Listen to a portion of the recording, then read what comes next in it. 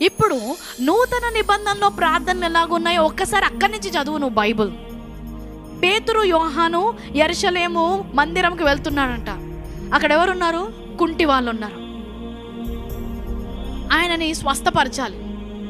నజరేతు వాడా, దాటిపోకయ్యా, ఇక్కడ చూడయ్యా, కుంటివాడయ్యా, ఒకసారి కరుణించయ్యా. ఉందా ప్రార్థన అక్కడ?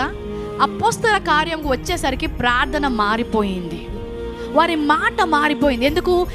చరిత్రలో ఇప్పటి వరకు ఎవరికి లేనిది మానవులకు ఇవ్వబడింది. అది యేసుక్రీస్తు రక్తము, అది కొత్త నిబంధన, అది ఆయన శరీరము. అన్ని నామముల కంటే పైనామము యేసు నామము ఇవ్వబడింది.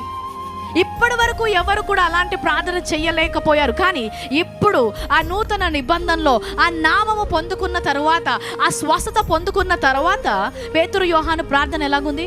యేసు నామములో లేవు అన్నాడంతే. వెంటనే లేచాడంట. ఈ ప్రార్థనకు జవాబు వస్తుందా? ఆన్సర్ ఉందా లేదా? ఎందుకు? వారు ఖచ్చితంగా ఆయన రక్తము ప్రకారం, ఆయన నిబంధన ప్రకారం, ఆయన ముగించిన కార్యము ప్రకారము ప్రార్థన చేశారు కాబట్టి.